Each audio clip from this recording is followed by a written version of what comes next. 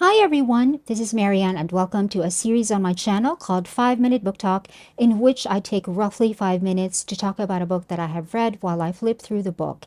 And in this video, I will be talking about the book Pedro Paramo, which is a novel written by Juan Rulfo in the Spanish language. I have the Kindle version, as you can see here, translated into English by Douglas J. Weatherford. And this one also has an introduction by Gabriel Garcia Marquez, who is one of my favorite writers of all time. I read his works in the English translation as well. I cannot read Spanish, so I always rely completely on their English translations. This novel is a very important novel, and it has been translated into 30 different languages since it was first published in 1955. Juan Rulfo is a Mexican, and this novel, Pedro Paramo, is a work of fiction, and it is set in Mexico in a town called Comala. Pedro Paramo, the title of the novel, refers to the character in the novel who owns a hacienda called Media Luna in Comala. The novel begins with a dying woman named Dolores Preciado instructing her son named Juan Preciado to look for a man named Pedro Paramo in Comala because that man is his father. However, as we move forward with the novel, we find that the narrative of Juan Preciado is not the only one that dominates the entire book. In fact, we lose the narrative of Juan Preciado right around the middle of the novel, and Pedro Paramo's narrative becomes more dominant, interspersed with the narratives of other characters, all speaking in the first-person point of view. In this way, the storyline is not easy to follow, and every time the narrative shifts from one narrator to the other, it's not immediately clear at the beginning of each narrative exactly who is narrating. The dialogue also has unfamiliar typographical markers that you have probably noticed as I am flipping through the book. These are the symbols that Juan Rulfo used instead of the quotation marks that I am most familiar with. But the translator explained this a little bit in his note that is printed at the end of the book. But even though this book was a little hard to follow, I still enjoyed it because it really brought me to a completely different world. Like I said, the novel began when Juan Preciado and his mother Dolores were talking, and then Juan Preciado does arrive in Comala, but it was a ghost town. And some of the characters that he talked to were already ghosts, but some of them were still alive, living among the dead, and the novel deliberately does not distinguish which person is a ghost and which person is still alive.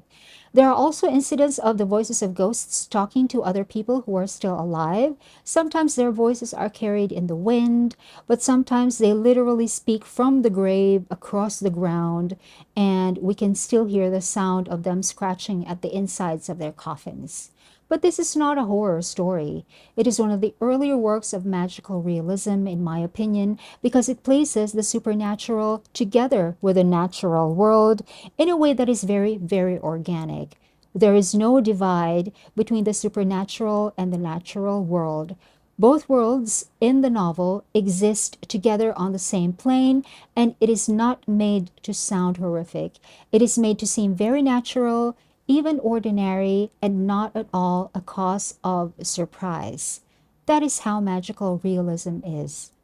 The dead conversing with the living is representative of Mexico's beliefs about the afterlife, such as the interconnectedness of the spirit world and the real world, and also the concept of human beings committing sins during their life and then paying for those sins after they die.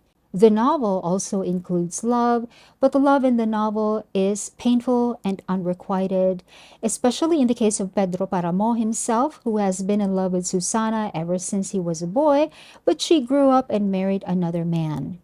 Pedro managed to get Susana in his house after she became a widow, but by that time she was a little bit mature in age and also suffering from an illness for which she never seemed to get any treatment. She just stayed inside a dark bedroom in the house of Pedro Paramo in Media Luna in Comala and never even interacts with Pedro, not that I noticed. Pedro Paramo was never truly happy. No one in this novel has ever been truly happy. I don't think so. Everyone is either in pain or lonely or lost or in search of something that they could never find or waiting for something that would never come. Even the revolutionary soldiers did not sound hopeful. That's why I think even the characters who were still alive in the novel in Komala were already half dead, almost as dead as the ghosts that were already dead. We don't even know whether Juan actually found his father, and by the end of the novel, that no longer mattered. This novel already has a movie adaptation on Netflix, and I do want to watch it, but I have not seen it yet because, as a pedant, I wanted to read the novel first because it came first. But that's just me. You do not have to read the novel before watching the movie. Go ahead and watch it. Just go ahead. But I just want you to know that there is this novel and you will be really moved by it. I highly recommend this.